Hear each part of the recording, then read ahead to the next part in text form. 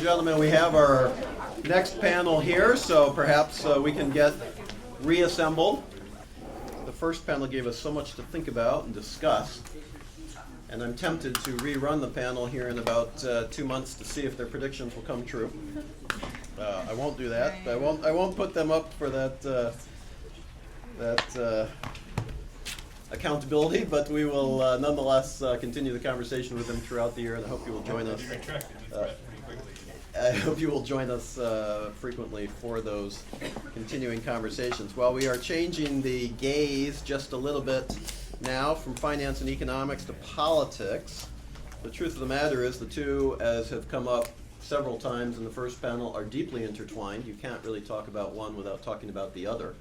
And so we have 4 panelists now who are prepared to dig more deeply into this aspect of what Brazil is going to look like in 2016. Again, you have their biographies in front of you. I would encourage you to read them. They are impressive, each in their own right. Together, it's truly an impressive lineup. So we thank each of them for joining us. Dr. Luis Bitencourt has spoken to the council several times before here in Washington. Luis, it's terrific to have you join us again from the National Defense University and your work there in terms of Brazilian and security studies. We have Claudia Trevisan, who is a journalist, has also spoken before to us. Claudia, of course, with Estado here in Washington. She's spent time as a foreign correspondent in many other countries as well, including China. We have as well Dr. David Fleischer, who is a professor emeritus, who spends much, if not most of his time, Dr. Fleischer, in Brazil and speaks and writes frequently on these issues. That's my professor. And he was your professor as well? Well, in that case, then, what are you doing here then? Let's have Dr. Fleischer talk. Yeah. And to the far end of the table, we have Brian Winter, who's a colleague of mine, who heads the editor-in-chief of America's Quarterly, which all of you have subscriptions to, I'm sure, and if you don't, you need to have them. We will encourage you to get them. He's transforming that magazine. And Brian, we are delighted to have you down from New York as well. Thank you all for joining us. Let's continue the conversation. There is no particular substantive order here, so just by virtue of the fact that we did it this way in the last panel, let's do it again this way, with this panel going first to Dr. Bitencourt. Thank you for joining us. And one final thing is for those, again, who are joining by webcast, and we welcome you again and thank you for your presence. We are webcasting this, of course, but we're also live tweeting this. The domain is @ASCOA, and the hashtag is PanoramaBR, so feel free to use that frequently. Dr. Bitencourt, to you. Thank you, Eric. Thanks for the invitation. Pleasure to be with you all here. It's good to see this crowd here, meaning the importance that the team is bringing to us. I have to use half of my time with a disclaimer, with caveats. The disclaimer is that although I was introduced here as a professor at National Defense University, whatever I'm going to say has nothing to do with defense. Although I should say that the relationship of defense between Brazil and the United States are in great shape, really in great shape. So we could spend some time to speak about that in other events. But whatever I say here does not represent anything related to the National Defense University, U.S. government, Georgetown University, my other organization that pays my salary. So whatever I say here is my total irresponsibility. The other thing that as a caveat, actually last time I was here, invited by Eric, I realized that I am a great soothsayer. I really have a wonderful capacity to predict the future. And after that, I became an expert in futures. And you know, the good thing about the future is that when you have a situation like that in Brazil, you're trying to explain that, then you may always think that, well, let's assume that it's all good. And what will be the future? And in the future will be all that. So this is something that we can predict easily, no problem.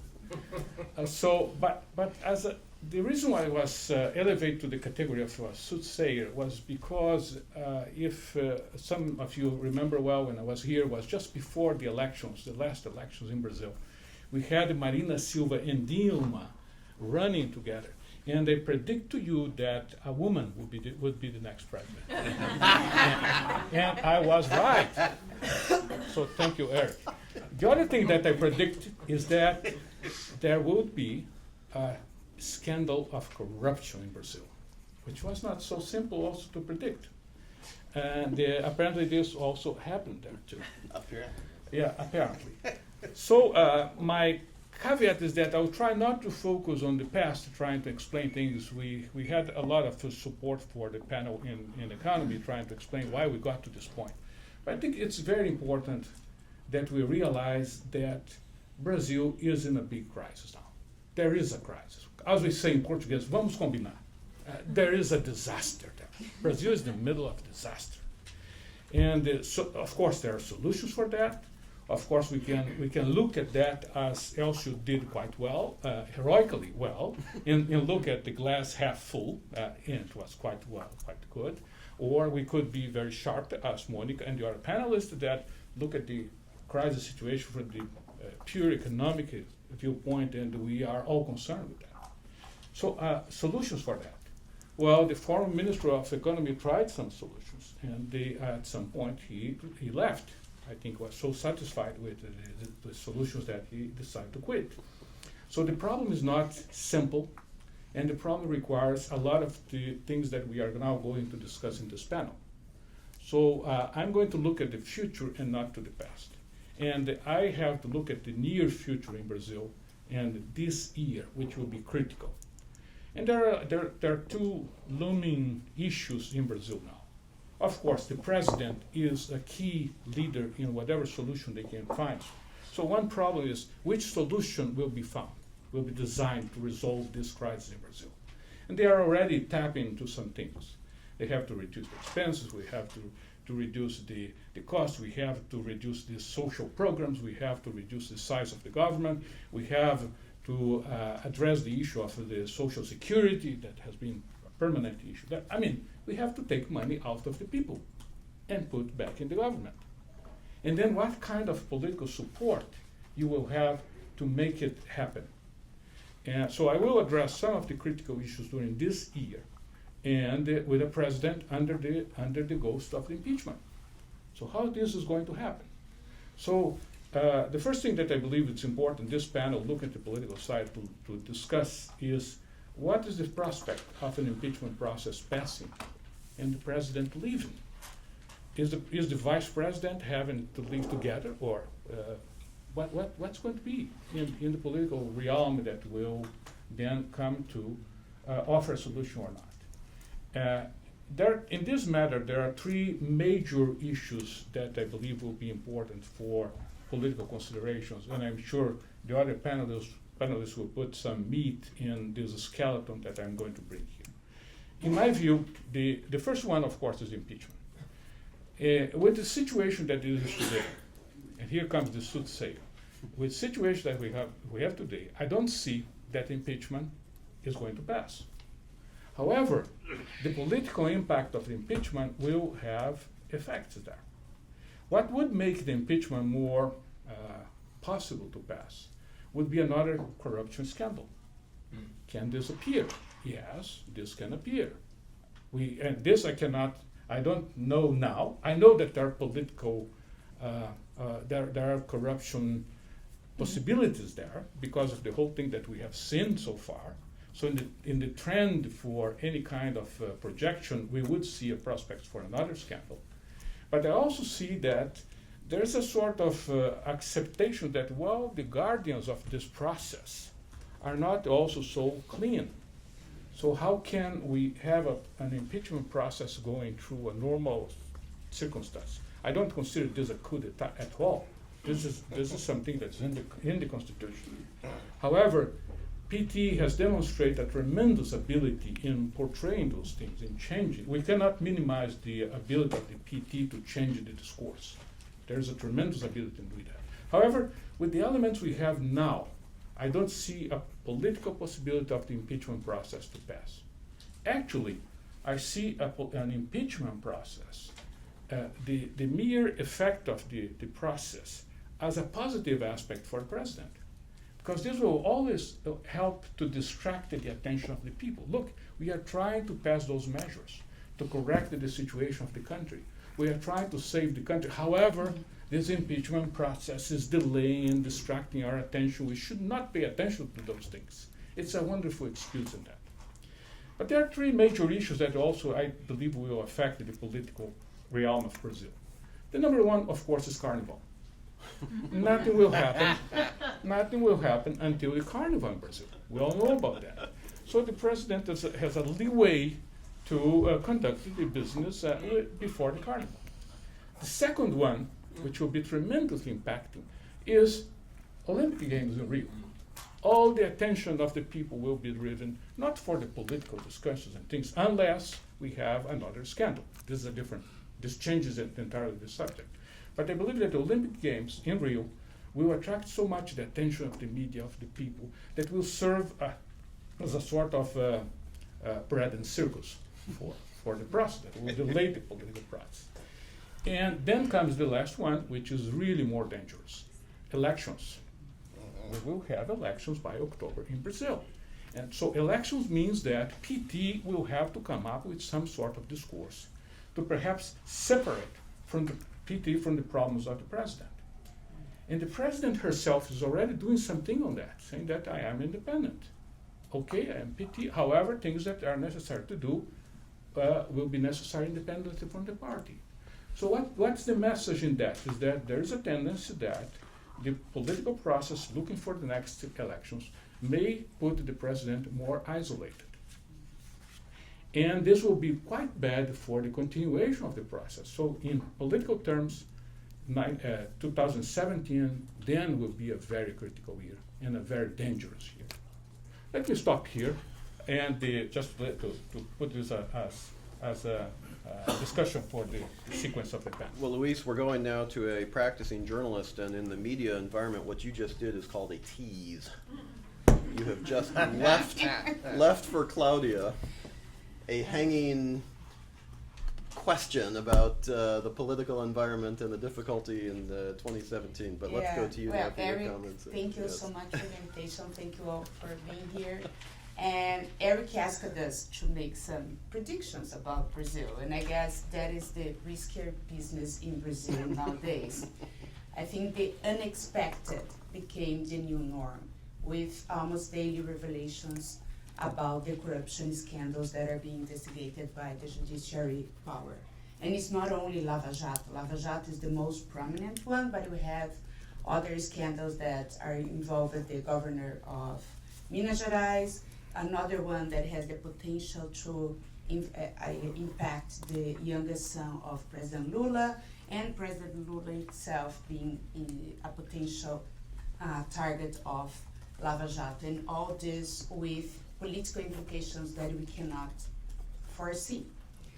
And I have never seen this degree of uncertainty in Brazil since the days of the hyperinflation, when prices changed from morning to the afternoon, and the currency was replaced by a new currency by the stroke of a pen. That said, I agree that the impeachment is today an unlikely outcome, but a victory, Dilma's victory in the impeachment might paradoxically emphasize the fragility of her government. If she gets the number of votes she needs to avoid impeachment, but not much higher than the 1/3 she needs, it's not enough to govern her in a post-impeachment process, especially if we consider the need to approval of structural reforms, which require 3/5 of the votes in both houses, in the House and in the Senate. So I think it's likely Dilma will survive, but she will be still an unpopular, weak, and isolated president. One defining thing that I think might change this scenario is the humor of the streets. So far, we have not seen huge manifestations in favor of the impeachment. in spite of the fact that at least 60% of Brazilians declare in polls that they are in favor of the impeachment. And I think there are some reasons to explain the situation. I think one of those are the inability of the opposition to present to the population a credible exit to the political crisis. And another factor is the perception of the population that the alternative to Dilma will be equal or worse than the current government. There was an Ibope did a poll last December and asked the people about the expectations of a Michel Temer government, would be the government of the vice president that would take power in the case of the impeachment. And 43% of Brazilians think that a Michel government would be equal to a Dilma's government.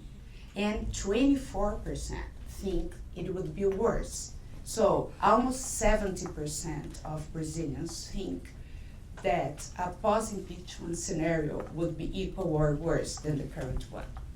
Another factor is the reputation of Eduardo Cunha, the Speaker of the House that was the guy that accepted the impeachment request. He managed to be even more unpopular than President Dilma Rousseff. A Datafolha survey revealed that 82% of Brazilians are in favor of the revoking of his mandate. So I think now the impeachment seems unlikely. But it does not mean that this political survival of Dilma is guaranteed. There is another process which is at the electoral Supreme Court, which could potentially lead to the nullify of the election. And this, in face of the difficulties of the impeachment, this is the process that is being increasingly favored by the opposition. Both Marina Silva and Aécio Neves, that were defeated on the elections, are defending this outcome. And there is a reason why, because this outcome would, if the electoral Supreme Court nullifies the election, both Dilma and Temer lose their mandate. And there is a new election in 90 days if this process happened in the first 2 years of her mandate, which would be 2016 and 2017, or there is a new indirect election by Congress if it happens in the last 2 years. How likely it is? Now, I think it is unlikely. There is all the process of the judiciary process, but it's not an impossible outcome. And I think there will be increasing pressure for this with the deepening of the economic crisis and the political crisis that will still linger. An additional difficulty I see for Dilma, I have just came back from Brazil, and I have never seen the degree of polarization that I see now at the Brazilian society. There is almost, it seems to be an unresolved extremist. And there is no political leader now that is willing or has the ability to bridge the divide between government and opposition. And I don't know how this will be resolved. And one thing that I think will be really important this year, among the many unanswered questions, is one thing that Bitencourt mentioned, is how will be the relationship between Dilma and the PT, and especially between Dilma and Lula. Some analysts think that the survival needs of Dilma and Lula might be increasing, conflicting, and there is a possibility of a rupture among the two. And I don't see how, especially if Lula and his family are really implicated in the corruption scandals. I don't know how will be his reaction. And this adds one more aspect to this unpredictable scenario that we are seeing. So I think we should all expect for the unexpected.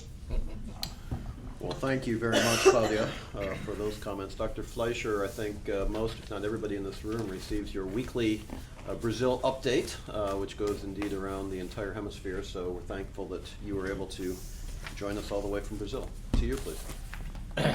Eric, thank you very much, and I also would like to thank the Emeritus Society and the Council of Americans for organizing this event and inviting me to participate. And also, it's very nice to be on this panel with such illustrious colleagues. David, speak louder, please. Well, I'm not sure whether is this turned on or not? It is, but just a little bit. Closer, all right, okay, is that better now? Yes. Good, okay. Well, we are looking at two crises that are plaguing Brazil, running from 2015 to 2016, as we've seen before. The economic crisis, and now we're looking at the political crisis. The economic crisis was outlined with the first panel. And the main problem that was discussed in the first panel is a lack of new investments, especially by the domestic private sector.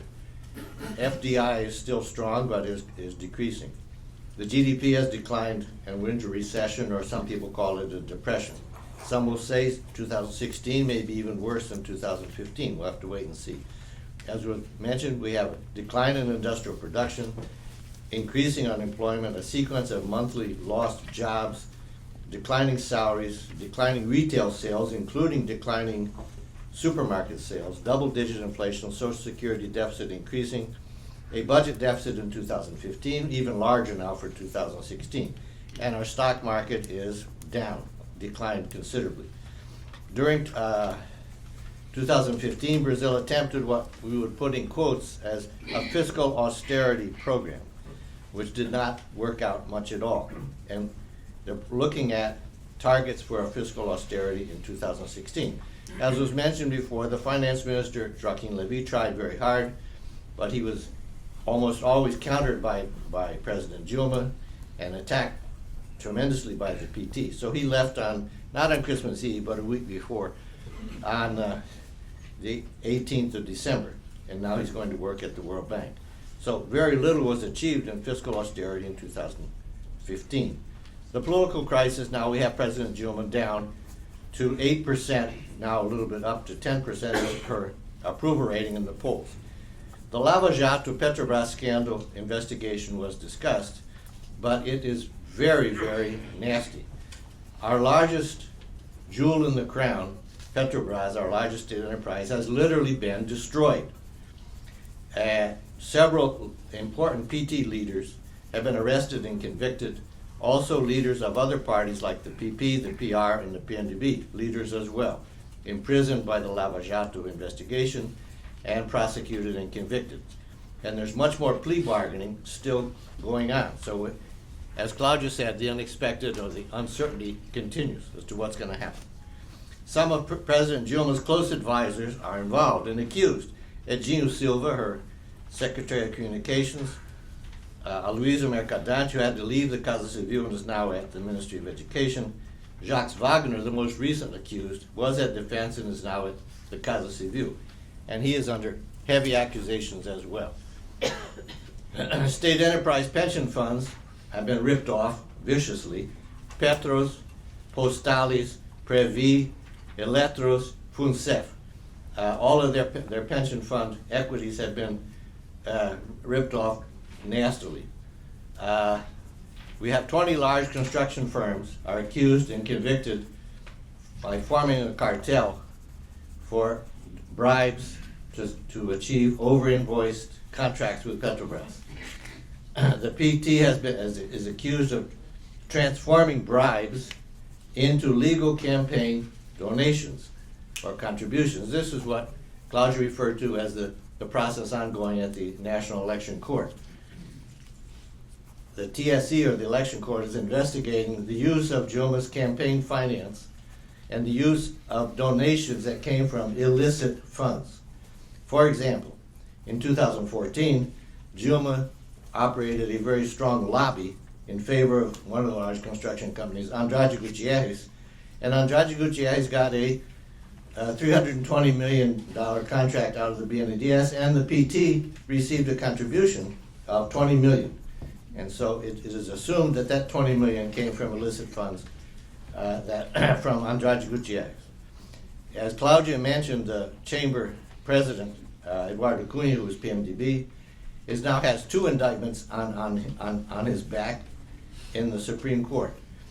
The current Senate President, Hernan Calleros, also PMDB, has accusations at the Supreme Court as well. Many deputies and senators also have accusations at the Supreme Court. Different from the U.S. legal process, if you're a deputy or senator, you can only be tried by the Supreme Court. You cannot be tried by a first-level state or federal court. So Lula's son, as Claudia mentioned, is under investigation in another scandal called Zelotes, of buying provisional measures and other things. And Lula himself may eventually be accused and, who knows, uncertainty, even imprisoned. Dilma's governability is now what I say is next to zero. She has no majority, workable majority, in the Chamber of Deputies, and her government coalition has broken up. And even she has PT deputies voting against her proposals in the Chamber of Deputies. And the PMDB, Brazil's largest political party, has been very much anti-Dilma in the Chamber of Deputies. She has had several of her vetoes overturned, and even fiscal austerity bills not approved, and some of them even inverted. In other words, in trying to reduce expenditures, the Chamber of Deputies changed the content of the bill and increased expenditures. And so fiscal austerity in 2016 means cut expenditures. Nothing much has happened in 2015 or now going into 2016. This means no cuts in my pet programs like Bolsa Família or Minha Casa Minha Vida. And very few new taxes have been approved. So if you don't reduce expenditures and you're not able to increase taxes, fiscal austerity just doesn't exist. Our accounting court, the TCU, National Accounting Court, has recommended to Congress that Dilma's 2014 accounts be rejected for the reasons of violating the fiscal responsibility law as it was described by the first panel. But Congress has yet to decide on that question. The 2016 budget proposal of a surplus target in the budget was the main reason, the final straw that broke Joaquin Levy's back. Dilma altered the target from what he had proposed, plus 0.7% of GDP, to 0.5. So Joaquin, who wanted 0.7%, resigned. And the next day, Brazil was downgraded to junk bond status by Moody's, and it already had been downgraded to junk bond by Standard & Poor's. Impeachment was accepted by the Chamber of Deputies President, as Claudia explained, and he is, let's say, even less popular or approved by the population than Dilma, because he himself has 2 cases of corruption, accusations, indictments at the Supreme Court. This was because of what I call, I don't say opaque, I say creative public accounting, which violated the fiscal responsibility law quite badly. The chambers tried to constitute a special committee for impeachment with the proportional representation of the parties. The way it was organized was that the deputies voted for alternate slates of deputies to be on this special committee by a secret ballot. And mostly anti-Dilma deputies were selected for this committee. So at that point, in mid-December, or early December, I was saying that there was a 60% chance that Dilma could be impeached. Then the Dilma government reacted and went to the Supreme Court, which, as you know, is the last resort. So the Supreme Court met quite quickly and decided a exclusive new impeachment ritual or sequence. No selection by alternate slates in the chamber, and no secret ballots for selecting members of the Special Impeachment Committee in the chamber. Deputies for the special committee must be selected via party floor leaders.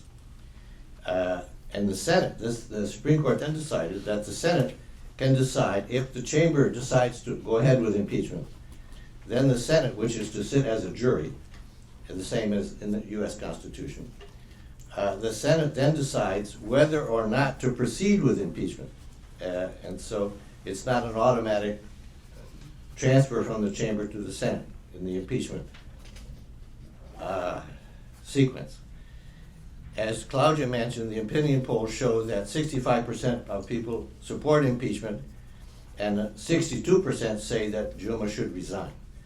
So now what we have in progress as of December, now in January, before Carnival. Carnival will be in early February, and with the first Monday after Carnival, which is the 15th of February, is when Brazil will get back to functioning normally. So we have what's called, we call the battle for the PMDB. The PMDB is the Interested Impeachment Swing Party. Interested, why? Because Michel Temer, the vice president, is PMDB. And this would be the only chance the PMDB will ever have to get a hold of the presidency. The last time they ran a candidate was in '94, and he, of course, did very, very badly. So this is the problem, the dilemma of the PMDB, is that if you support impeachment, you might get your hands on the presidency. So, to try to neutralize the PMDB, and there are several operations going on. One is to try to control the Chamber of Deputies floor leader, PMDB floor leader, to have him either be pro or anti-Dilma. And this battle is going on. Or to try, and also try to neutralize the vice president's discreet, in quotes, discreet impeachment campaign. To defeat Michel Temer in his attempt to be re-elected president of the PMDB. This probably will happen in a national convention in March. So Dilma is also trying, in the battle for the PMDB, to use what we call pork barrel. That means appointments. The president has somewhere between 25,000 and 30,000 federal appointments that she can make directly, not with any Senate confirmation, and also budget amendments and appropriations for deputies and governors. So the pork barrel is being used extensively. What can Dilma do for me? This is one of the reasons why these governors got together in support of Dilma, because they want some federal funds to get them out of their austerity fiscal deficit situation, for example. Also, the opposite of pork barrel is to use threats against unfaithful deputies by removing their pork barrel. And this means loss of appointments and pet projects. The federal prosecutor, PGR, the Procurador-Geral da República, has already asked the Supreme Court to remove Cunha as president of the Chamber of Deputies, as Claudia mentioned. On January 10th and also on January 12th, today, there are more urban street protests against, not exclusively against the Dilma government, but against increases in bus fares in Rio, Sao Paulo, Belo Horizonte, and other cities. This is what sparked the massive demonstrations in 2013, was the problem of the bus fares. So, as I said before, on February 15th, the whole impeachment process will begin again. And we're going to have more and much worse plea bargaining results occurring in 2016. In Brazil, they say now that Dilma has 1 month to try to turn the economy around, and a new PAC development plan to be put into effect in the next 30 days. And my question is, yes, what will happen or not? Probably not much, because there's no free resources available to really stimulate this new development initiative. Claudia asked the question of where is the next scandal, corruption scandal, going to explode? And my answer to that is right at the National Development Bank, BNDES. And many people will tell you that this scandal will be much, much worse than Petrobras once it is made public. Remember, we're going to have municipal elections in October 2016, as was mentioned. If the PT fares very badly in these elections, that means elect less mayors and less city council members than in 2012, they will probably do even worse in the October 18 general elections. So in 2015, we have had many PT mayors who have switched parties in order to try to run for re-election in 2016. So Claudia's question about the relationship between Dilma and the PT and the relationship between Dilma and Lula are two extremely interesting questions that we'll have to see how they're going to play out now in 2016. It may get to the point, I'm not a soothsayer like Luis Bitencourt, but some of you may remember Watergate in August 1974. When it got to the point that it was obvious that Nixon was going to suffer an impeachment attempt, the leaders of the Republican Party came to him and said, "For the love of God, please resign. If you don't, we're going to be wiped out in the November elections." Now this may happen if the PT sees that they're going to be wiped out very badly in the October 2016 elections.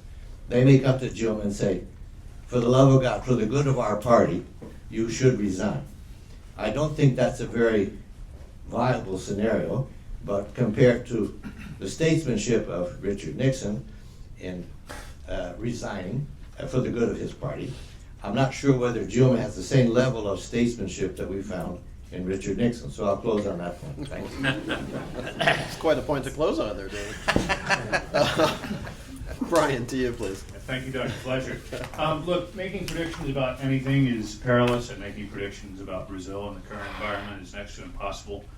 So I'd like to talk just a little bit about the group that I think may help define Brazil's fate in 2016. And to do so, I want to, if you'll indulge me briefly with just a very short personal anecdote. So I lived in Brazil from 2000 until June of last year.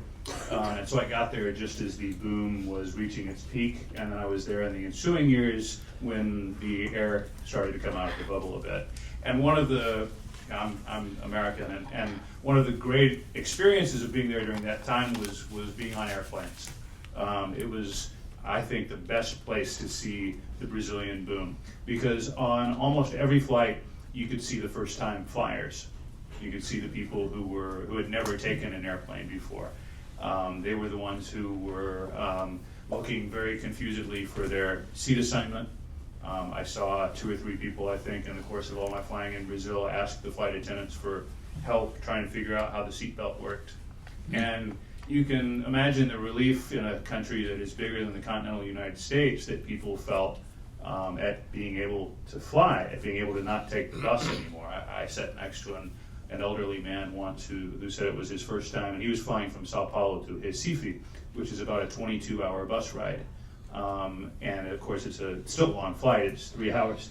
But he was going to go meet his 3-year-old granddaughter for the first time. And he just as a brief aside, he asked me, he said, "Will it hurt when we land?" I said, "No, I think we'll be fine." But you know, people's lives were transformed by this, and there's statistics. The statistics for aviation in particular are breathtaking. Between 2005 and 2014, the number, basically the main measure of domestic air travel in Brazil grew by an average of 11% per year, which meant that it nearly tripled by the time that 10-year lapse was over. And you know, these are changes that have big impacts on people's lives, and it was part and parcel of the 40 million, you know, all the changes that happened in Brazil when times were good. So, you know, you can get your head around what it must have been like to take that flight for the first time. Well, now let's think about Brazil in 2016. Think about having flown for the last 3 or 4 years, and now heading back to the bus station, and getting on those overnight buses, or not traveling at all, and wondering if you'll ever actually be able to get on an airplane again. And that's happening not just in aviation, but it's happening all across the economy. You know, Lula even, and he has this amazing talent for saying, you know, "na boca do povo," right? He said, well, for the last couple of years, people have been eating rice with meat, and now people are going to go back to eating rice for a while, but it's going to be okay. I'm not sure that's okay. I mean, that's unnatural. Progress is what is natural in our lives, and people don't easily go back from something resembling the middle class into poverty. Monica referenced in the first panel that there's been some coverage recently that the percentage of the population, it's about 2% of the population has gone from something that could be called the middle class back into poverty in 2015. That's a lot. I mean, that's 4 million people, right? That's a lot of people. So just to briefly close the loop on aviation. So what's happened there? In November, which is the most recent month for which statistics are available, domestic air travel, it fell 7% compared to the previous year. That's the fourth consecutive month of declines. This shows you something else, which is that that's actually not that bad in the scheme of things. If you've nearly tripled over the last 10 years and now you're down 7%, 7% decline is bad. Some of the airlines are in trouble, but the actual consequences of this recession are only now starting to really affect the lives of some of these people. So the question for me for 2016 is, how will these people react? You know, the classe C, right? What they call the C class in Brazil. These people who really did see material benefits. I mean, really major transformations in their lives over the last 10 years. And we don't know how they're going to react because there are some idiosyncrasies to that particular demographic and to Brazilian voters and their relationship with politics in general. Claudia mentioned the fact that she was just in Brazil and that she saw tremendous polarization. And Claudia, I know what you mean by that, but the polls show you, and I was in Brazil in November, and I always try to talk with some working class people, as many as I can while I'm there. It's not polarized in the way that we think about polarization in the United States, where it's like 50-50. At least not out. It might be more like that in Sao Paulo and Brasilia and Rio and in a certain social strata, but the majority of the population, they don't really care about politics on a day-to-day basis. I mean, the working class in particular is politically conservative and fundamentally apolitical. These polls that show that they don't believe that Michel Temer would be fundamentally better and it might actually be worse, that's essentially people going, all these politicians are thieves anyway, right? And so, we don't know how they're going to react these next couple months as unemployment continues to rise, as inflation continues unabated, or maybe it only abates slightly. We don't know if they're just going to kind of shrug and say, they'll have opportunities to go out and join some of these protests that will be happening in some of these places like Sao Paulo, but they haven't joined yet. I think it's just because, A, they have very demanding jobs with long hours, and so it's just not possible for them to go sometimes. And B, they don't see, maybe it's that they don't see an alternative, maybe it's something, within the body politic, but they just haven't been motivated to go out there yet. They may change their minds if the economy gets significantly worse between now and March and April, which is when events in Brasilia are likely to come to a head with impeachment. So I just wanted to make two other quick points. One of the things that was referenced in the first panel that we've talked about here is looking at Lava Jato, looking at the corruption investigations and trying to ask the question, is this good for Brazil in the longer term? And my personal belief is probably, but not necessarily. I think that it is good to the extent, and I fundamentally believe in the work of the Lava Jato team and what they've done and efforts to advance the rule of law in Brazil. I think it's fundamental to the country advancing over the medium term. But if it results in massive economic chaos that lasts for 3 or 4 years, I'm not talking about just the investigation resulting in economic chaos, I'm talking about the situation as a whole. If we get to 2018 and we're in the 3rd or 4th year of recession or a bad economy, stagnation, and then the Brazilian electorate opts for a leader that is not of a high quality because it's a moment of desperation for the country, then you're going to look back at this whole process and say, you know what, maybe this wasn't good for Brazil. So that's a risk. My hope, though, and in conclusion, you try to find similar moments in the history of the country, and my hope is that in some ways this is the early '90s in Brazil, because in the early '90s you had hyperinflation, which all of us remember.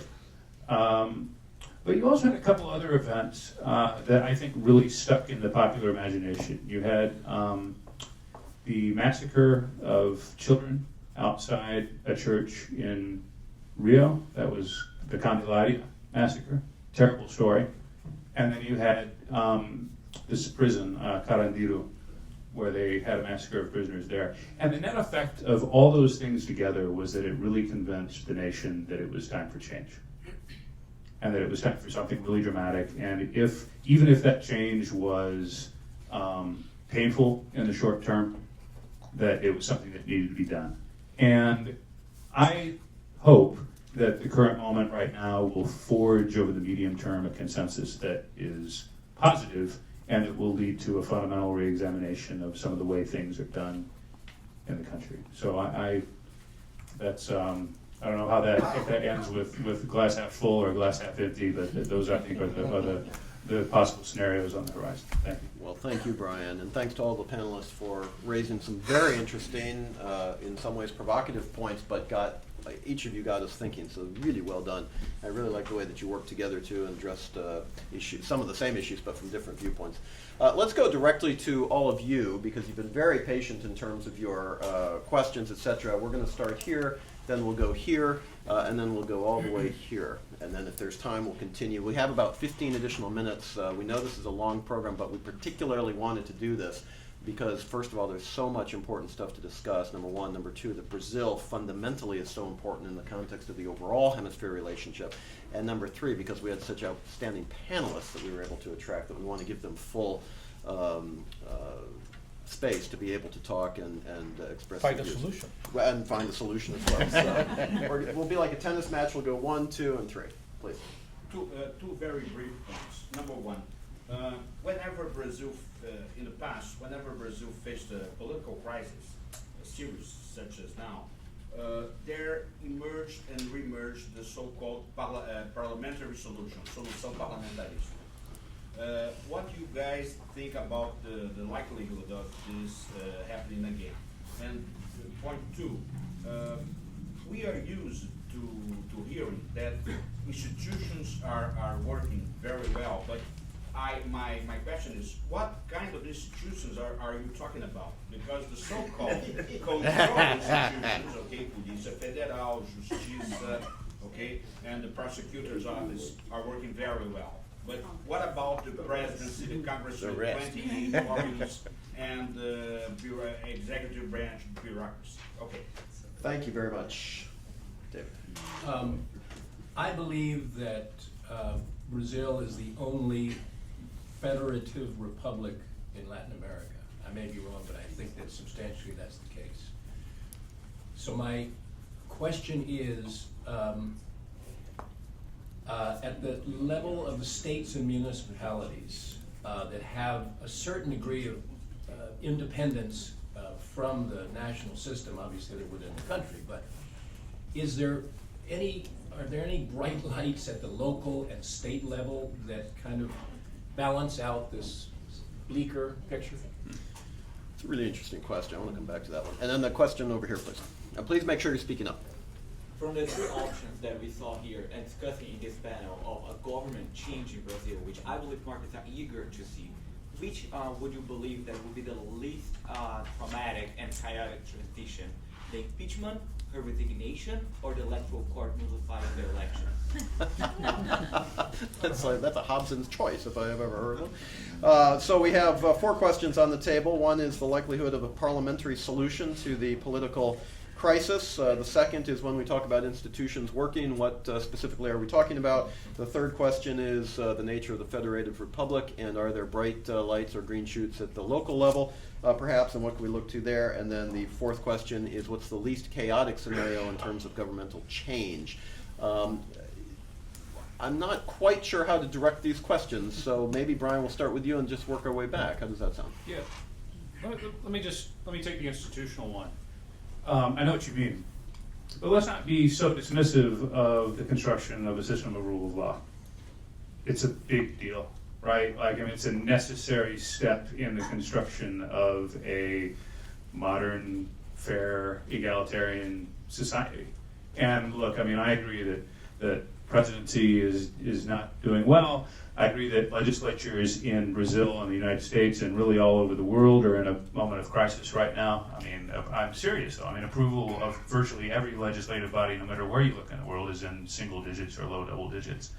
But I think, with all the caveats that I gave earlier, I think that what's happening right now with the Ministerio Público, with Policia Federal, with even the Supreme Court, I think it's tremendously important, and I hope that it's part of the construction of a Brazilian state since, the Constitution of 1988. It's hard to believe sometimes, it's democracy that is only 30 years old. So I'm quite optimistic and think that the progress on that front outweighs in some ways some of the behavior that we've seen in some of the other branches of government. Thank you. David? The point of the parliamentary system, which was adopted in Brazil in 1961 to avoid a civil war, didn't last too long. It didn't work very well. Number one, because it was only at the top, a parliamentary system at the federal level. If parliamentary system is to work in Brazil, it has to be top down. Parliamentary system at the parliamentary system at the federal level, state and municipal level. And no way are the political leaders ever going to approve parliamentary system for states and municipalities.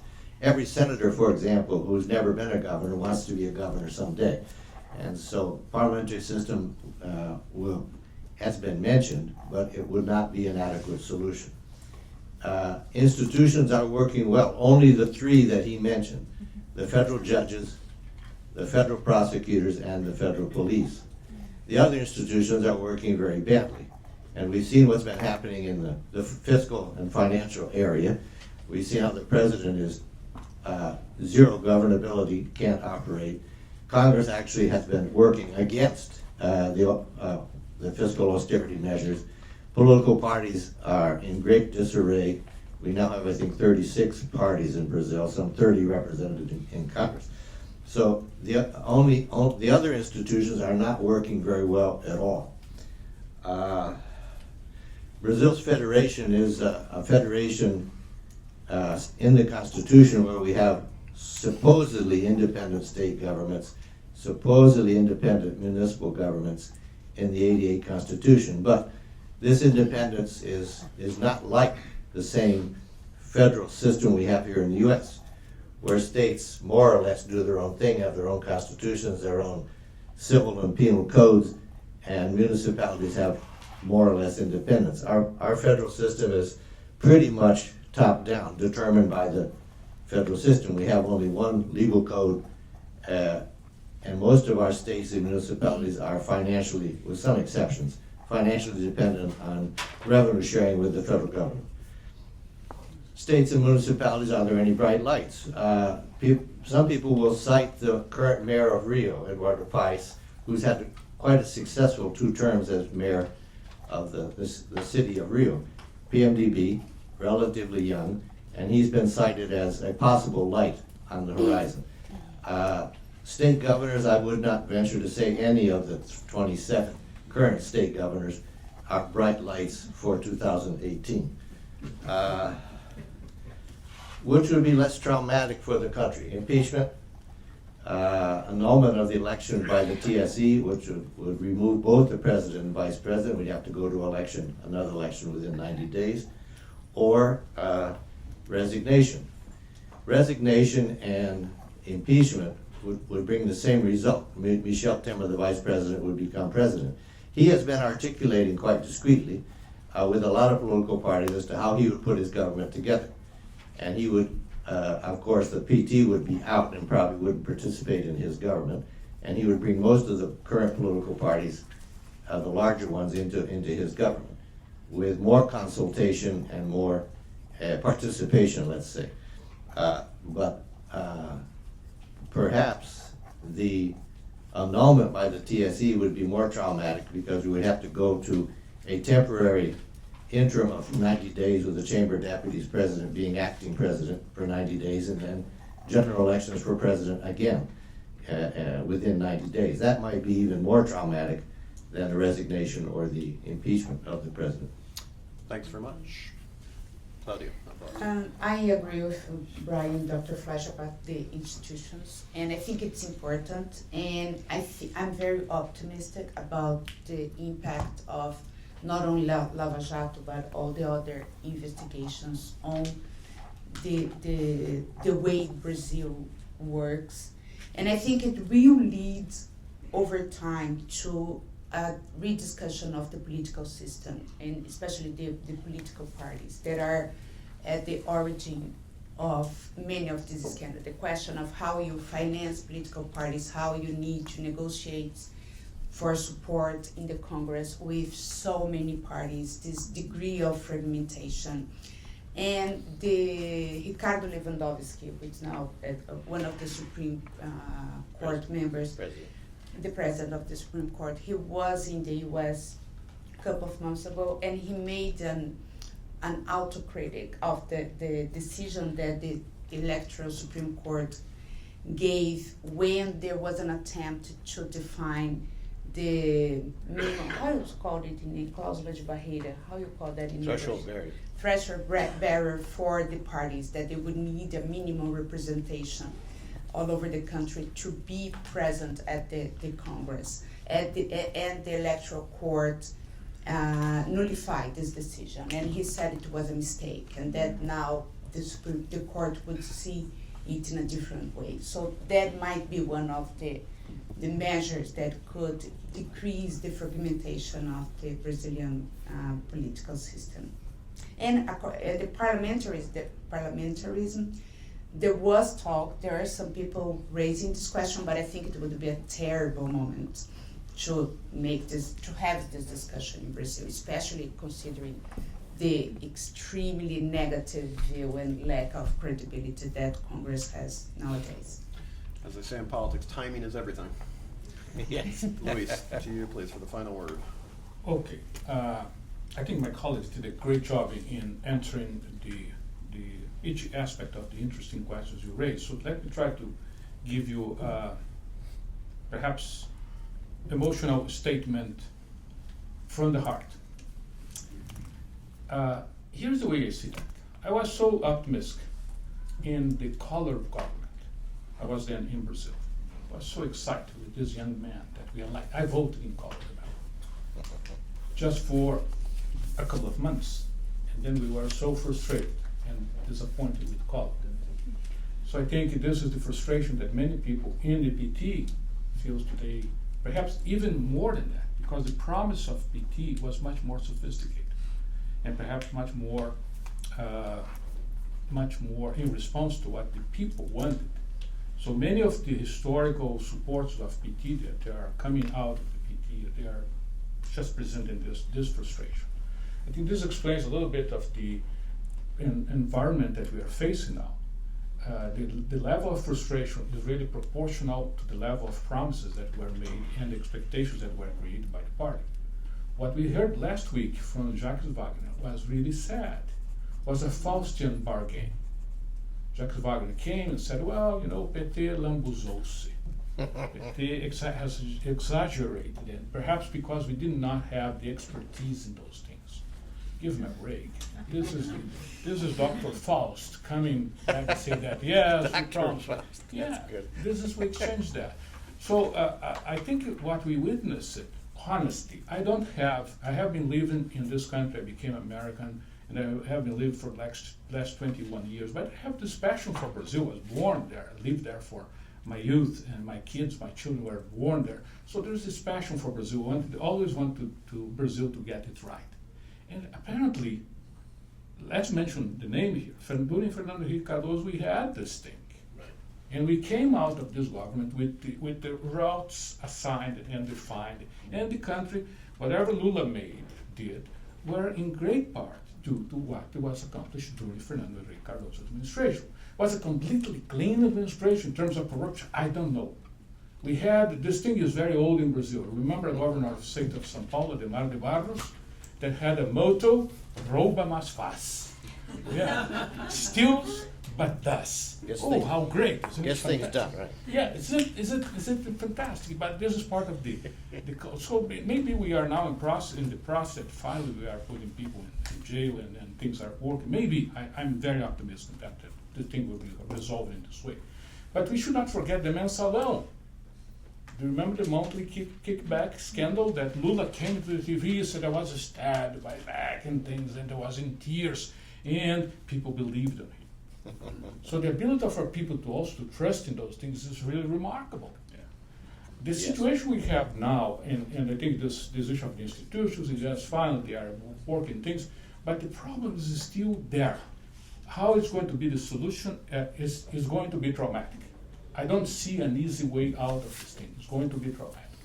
Fortunately, the classical actors that would come to correct the system are calm, are quiet, are out. They understand that they are not the best solution for the thing, but we are going to see how the streets are going to react to those things. As I said, this year is still, despite of all the factors that could come to make the situation worse, there are still some factors that will help negotiate the situation out, I believe. The problem is that the solution is not at the near side in any way, so the complications are still ahead, and the country must come up with something on that. So I'm not optimistic in this sense, but I also believe that the only solution will come when leaders of the country will come together, recognize the problem, and then trying to find a solution and helping the political establishment to find the solutions and go ahead. There's a tremendous potential in this country. But I think I am like Roberto Campos at this point. Brazil never wastes an opportunity to waste an opportunity.